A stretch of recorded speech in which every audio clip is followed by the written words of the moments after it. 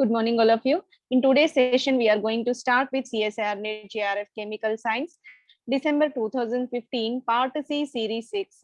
So all the questions have been made into different series because it is not possible to record all the questions in the single video. That's why we made into convenient different slots, and all are given with the detailed explanation of each and every. So already we completed 2016, 17, 18, 19, 20 academic year CSIR NET JRF Chemical Science question papers of both the sessions, and all are available in the solved question paper format in the channel called World of Competitive Chemistry.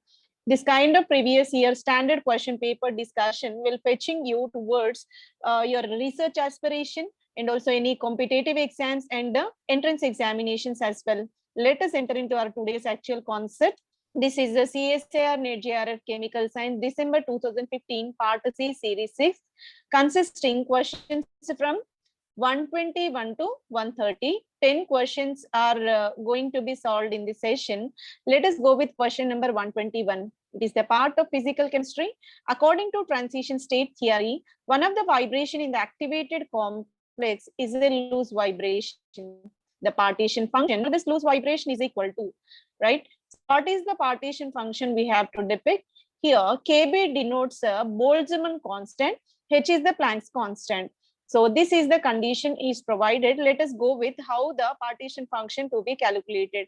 For that purpose, we have the formula Kt is equal to Kbt by H, Qt by Qa into Qb into e to the power minus Ea by Rt. This is the formula for the detection of this K. K value can be denoted from this. But here, partition function is required. That partition function denoted with Q.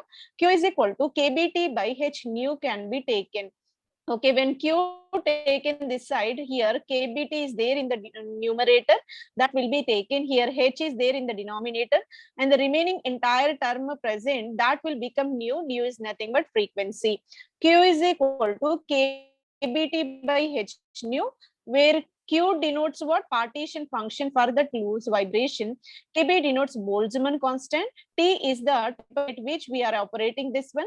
H is the Planck's constant. Nu is the frequency operated, right? So Kbt by H nu, Kbt by H nu is provided in option number 4. For question number 121, option number 4 is the correct answer.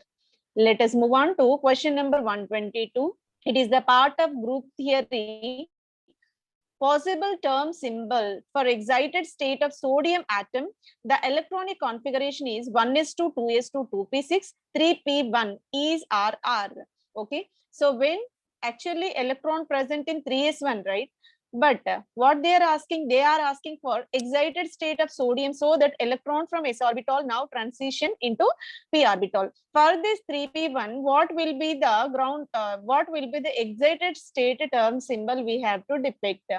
For that purpose, here is the detailed derivation. The electronic configuration will be 1s2, 2s2, 2p6, 3p1. 3s1 is the ground state one, and 3p1 will be the excited state. So in 3p1, so p orbital being it is triply degenerated, and one electron is resided in this, and its magnetic angular quantum moment number is given as +1, 0, -1, right? So let us find out spin multiplicity 2s plus 1, right? 2 into s. S is nothing but spin of the electron. How many electrons are there in the valency shell? Only one electron is there. One electron contribute plus half spin. So here S will be, so numerator 2, denominator 2 both get compensated, so that 1 plus 1 will be there. 1 plus 1, it will be 2. Spin multiplicity value is given as 2. Now L value. So L value being it is resided in the p orbital with a +1 angular momentum number. So L is equal to +1. So L is equal to 0 is S. L is equal to 1 will be P term symbol. The term symbol will become P. Now, so let us predict J value, coupling constant. J value can be calculated in two ways, L plus S and L minus S. So being it is less than half filled, we can go with L minus S. If L minus S can be employed, what is L value? L value is 1. 1 minus, what is S value? Spin is only plus half. 1 minus half, it will become half only. When we calculate L minus S, that will be 1 by 2. So if we apply the second condition, L plus S, when L plus S is applied, L is 1 plus 1. Sorry, L is 1 plus half for S. So 1 plus half, it will be 3 by 2. So J values can be 1 by 2 and 3 by 2 can be taken. Then let us write in the form of term symbol. Term symbol, major term is P, because L is equal to 1. Hence, we can take P is the term symbol. Spin multiplicity is calculated as 2. So spin multiplicity is 2. J values are 2 are obtained. So 2P 1 by 2 and 2P 3 by 2. These are the excited state term symbols for sodium atom. 2P 1 by 2, 2P 3 by 2, which are provided in option number 2. For question number 122, option number 2 is the correct answer. Let's move on to question number 123. For a simple cubic crystal, X-ray diffraction shows intense reflection for angles θ1 and θ2, which are assigned to 1, 0 and 1, 1, 1 planes respectively. The ratio of sin θ1 sin θ2 is, it is the part of solid state chemistry, and here Bragg's law can be employed here. Sin θ1 and sin θ2 ratio can be depicted. For the purpose, sin theta formula will be root h square plus k square plus L square, right? Root h square plus k square plus L square. K is the sin theta value.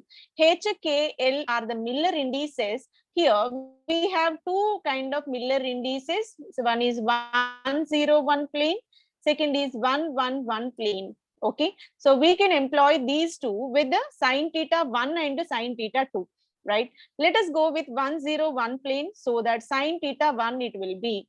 Then let us apply Miller indices, and here H denotes 1, here 1 square, K denotes 0 plus 0 square, L denotes 1 plus 1 square. So into K can be taken here. When we do the calculation, 1 square is nothing but 1, plus 0 square is nothing but 0, plus 1 square nothing but 1. 1 plus 1, it will be 2, root 2k. So sin theta 1 value is calculated as root 2k. Then let us go with second plane. 111 plane can be taken. For this, sin theta 2 is assigned. Sin theta 2 is equal to Miller indices. How can we calculate? Root 1 square plus 1 square plus 1 square into k. 1 square nothing but 1, 1 square nothing but 1, 1 square again 1. So 1 plus 1 plus 1, it will become root 3k. Now we have to go with what ratio of sin theta 1 by sin theta 2. Sin theta 1 value is under root 2 by under root 2k, by sin theta 2 value is under root 3k. So here kk get compensated. So under root 2 by under root 3, whose value is calculated as 0.82. So that 0.82 is provided in option number 3. For question number 123, option number 3 is the correct answer. Let us move on to question number 124. Stability of leurophobic dispersion is determined by. So in general, leophilic colloids are highly stable because they are having strong affinity with the dispersion medium. Let us see what is leophilic, what is leophobic, and how leophobic colloid becomes more stable. What could be the reason for that one? Leophilic colloid is any solution we are taking, that is components. Dispersion second is called dispersion medium. The smaller component dispersion phase, larger component is called. If dispersion phase and dispersion medium both are having strong affinity, those are called leophilic colloids.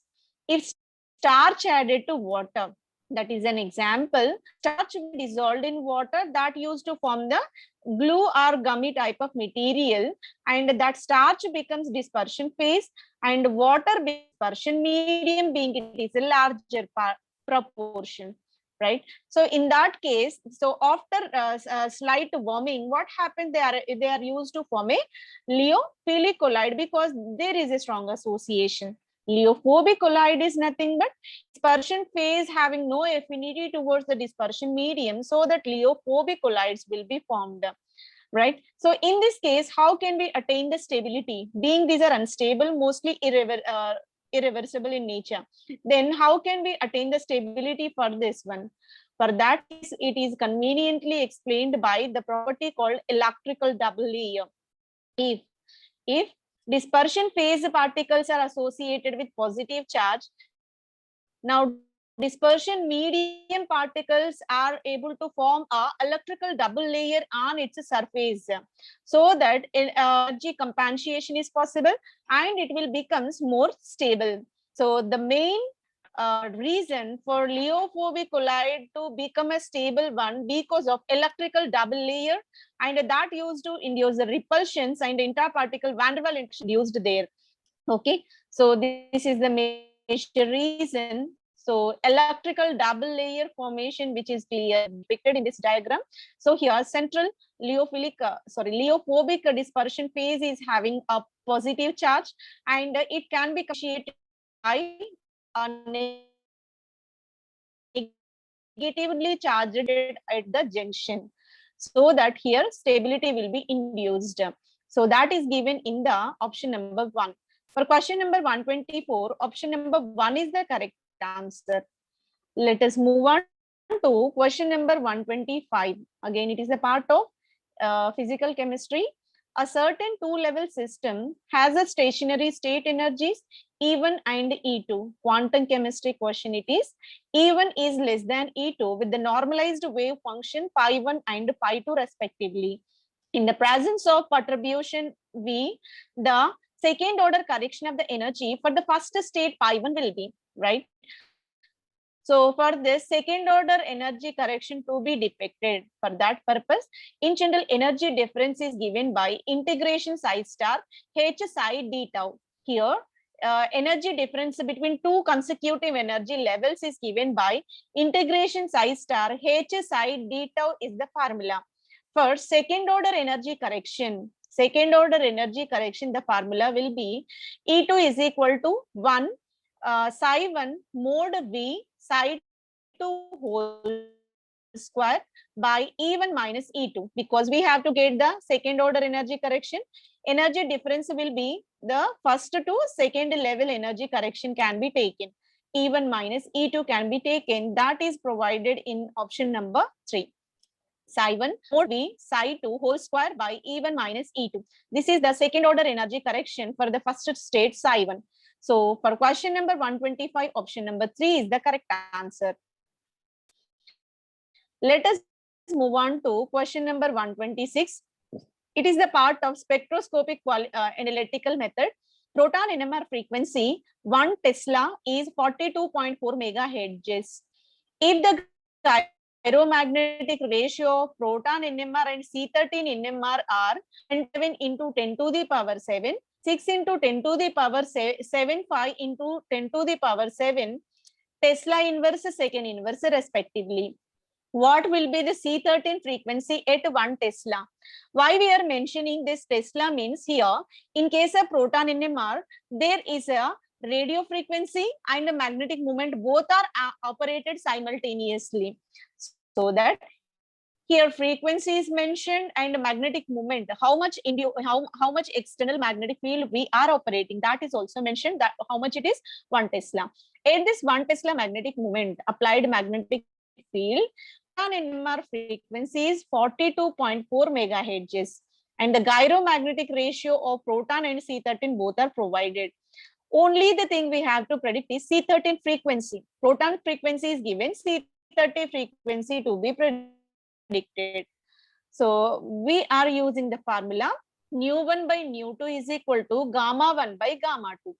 Nu1 denotes frequency operation of proton NMR spectrum, and nu2 denotes frequency operation of C13 NMR spectrum. Gamma 1, gamma 2 are nothing but gyromagnetic ratio of proton NMR and C13 NMR, whose values are given within the problem. right? So here from this equation, it is very clear that operational frequency is directly proportional to gyromagnetic ratio. Nu is directly proportional to gamma. This indicates frequency and gyromagnetic ratio both are exponential to each other. As frequency increases, gyromagnetic ratio also increases. Now, only the thing we have to depict is nu2, because nu1 is known, gamma1, gamma2, all the terms are given except nu2, so that we can put a nu2 value here, nu2 to be calculated. Nu2 is equal to gamma2 by gamma1 into nu1. Gamma2 is nothing but that is the value of C13, 6.75 into 10 to the power 7. Tesla inverse, second inverse, by gamma1. Gamma1 value is 27 into 10 to the power 7 by 27 into 10 to the power 7 Tesla inverse, second inverse. Then nu1. What is nu1? Proton NMR frequency. At which frequency proton NMR operated? 42.4 megahertz. So it can be multiplied with 42.4 megahertz. After doing all the calculation, we got the answer 10.6 megahertz. This 10.6 megahertz is the frequency operation of C13. C13 frequency at 1 Tesla will be 10.6 megahertz. That is given in the option number 1. For question number 126, option number 1 is the correct answer. Let us move on to question number 127. It is the part of conductometric titration, right? So instrumental analysis process where 10 ml of a liquid mixture of HCl and HNO3 are titrated conductometrically using 0.1 molar NaOH and 0.1 molar silver nitrate respectively. The titer volumes are V1 and V2 ml respectively. The concentration of nitric acid, the mixture obtained from the combination. If you see the problem clearly, HCl versus HCl versus HNO3 mixture. Strong acid plus another strong acid. Mixture of two strong acids have been taken in the container and both are subjected to conductometric titration. In one condition, in case 1, it is titrated against 0.1 molar NaOH. In this case, what kind of reaction got carried? Neutralization reaction, because mixture of acids titration against NaOH, it is a part of neutralization reaction. And that consumes how much NaOH? Neutralization titration. And in the second case, what we are doing, we are taking 10 ml mixture of HCl and HNO3 in the conical, and now it is titrated against silver nitrate from the burette, and conductometric titration is performed here.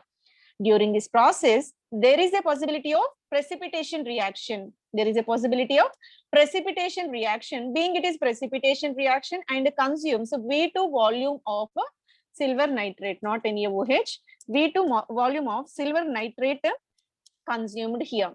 Now, in order to get the concentration of silver nitrate, there is a formula, that is the difference between V1 minus V2. V1 is a volume of NaOH consumed for the titration. V2 is nothing but volume of silver nitrate consumed for the precipitation titration. So that is given in the option number 1. Let us move on to question number 128. It is the part of electrochemistry. Given that E0, standard electrode potential of chlorine chloride is given as 1.35 volts. This is the reduction potential. And what KSP, solubility product of silver chloride, is given as 10 to the power minus 10 at 25 degrees centigrade. Standard electrode potential E0 corresponding to the electrode reaction, half chlorine gas plus Ag plus solution plus electron gives rise to AgCl is. What we have to predict? E0 value to be predicted. For that purpose, first we have the formula KSP. Here, one more parameter is given to us, 2.303 RT by F is given as 0.06 volts. So this is already calculated values provided to us. This will be very much now. Log KSP KSP is equal to minus E naught into NF by 2.303 RT. In general, E cell is equal to 2.03 RT by 2.303 RT into log KSP can taken. So here log KSP to be calculated, that's why the entire formula will become like this. Log KSP is equal to minus E naught into denominator will come up NF by 2.303 in RT. In this, here the term is known to us. What term is known? 2.303 RT by F. 2.303 RT by F is given as 0.06. But this entire term is there in the denominator. So this value we can put in the denominator. Now, log KSP is equal to minus E naught by 0.06 volts. N is nothing but valency electron. So one electron transfer reaction, that's why N is equal to 1. So how many electrons transferred in the reaction is called a valency. So that will be 1 only. F denotes a Faraday. 1 Faraday is equal to 96,500 coulombs, and 2.303 is the value itself. R is the gaseous constant, T is the temperature. Temperature provided is 25 degrees centigrade. It can be 73 plus 25 to 98 Kelvin. So if we substitute all these directly, the value is given within the problem 0.06. That is minus E naught by 0.06 volts. KSP is equal to. But within the problem, we already know KSP value even. KSP value is known, and only the thing is E naught to be predicted. For that purpose, here E naught is what we are doing. E naught is equal to. So this log 10 to the power 10, KSP value is 10 to the power minus 10, right? Log 10 to the power minus 10 into here denominator value taken left hand side 0.06 is equal to minus E naught. Okay, here you can clearly observe that we have the power 10. This power 10 can be written in front of log minus E naught. Minus 10 log 10 into 0.06 is equal to minus E naught, right? Log 10 value is 1, right? That's why minus 10 into 0.06 is equal to minus E naught. Both sides we have negative term. That's why we can compensate both. Negative get cancelled. Now the formula will be E naught is equal to 0.06 into 10. So here E naught is equal to 0.6 volts. So this is a standard electrode potential. But what we require EMF of the cell. EMF of the cell is equal to E cathode minus E anode. What cell is given to us? Silver and chlorine. In one half cell we are taking silver, in either half cell we are taking chlorine. So among silver and chlorine electrode potential is given 1.35 volts because it is taking electrons, so there is a anode. So any metal non-metal combination is given. Clearly you can assume that non-metal will be the cathode, metal will be the anode. Always metal having tendency to release the electrons, non-metal having the tendency to accept the electrons. That's why chlorine can be regarded as a cathodic compartment. Silver will be considered as a anodic compartment. That's why let us put E naught chlorine can be taken as its electrode potential. How much? 1.35. So E cathode can be taken as 1.35. Anode, silver electrode value just now we calculated, that is 0.6 volts. 0.6 volts for silver electrode. So 1.35 minus 0.6 volts, it will be calculated as 0.75 volts. So this is the E cell of the reaction. So that is provided in 0.75 volts. That is provided in option number 1. 20 number 1 is the correct answer. Let us move on to question number 129. A standard EMF of the cell, platinum hydrogen HCl solution, silver chloride silver. Very simple question was given. So what are the factors influencing EMF of the cell? Okay. So electromotive force of the cell is generated by taking anodic half cell, cathodic half cell, both are connected by the salt bridge, and there is a origination of potential difference due to one half cell involved in oxidation, release of electrons, another half cell involved in gain of electrons, reduction. So that potential difference will be generated. That potential difference is denoted as EMF.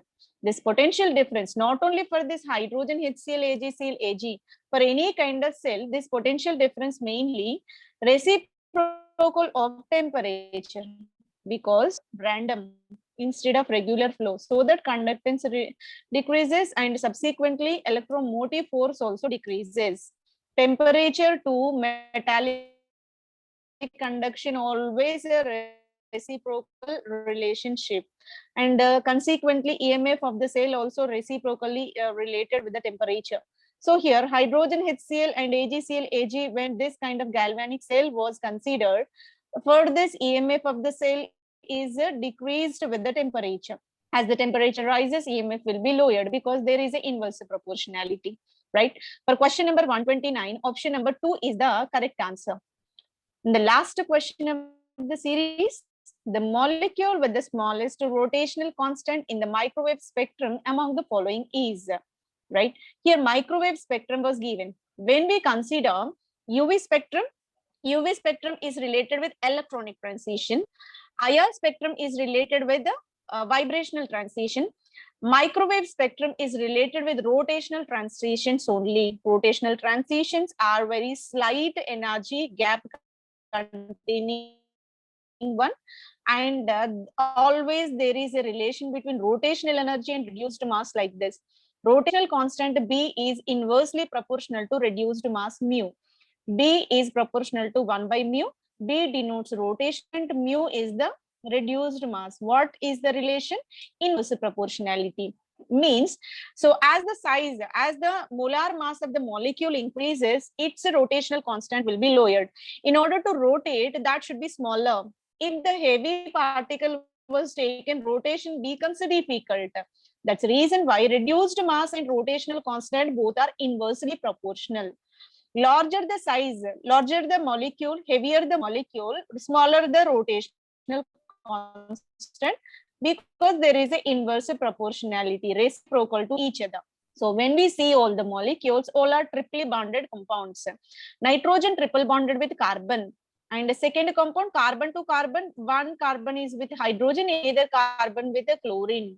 So here being unattached means non-substituted to substituted, here the heavier atomic mass will be raised, and being it is halogen atomic mass will be higher when compared to nitrogen, carbon, hydrogen, all these. So when compared to compound number 1, 2 will be higher, heavier. When we go with compound number 3, carbon-carbon triple bond is there, one of the carbon attached with chlorine, another carbon attached with fluorine. Both halogen atoms attached with this carbon-carbon triple bond, so that here it will be still heavier. When we go with option number 4, where boron triple bonded with carbon, only one carbon with a halogen, second boron non-substituted.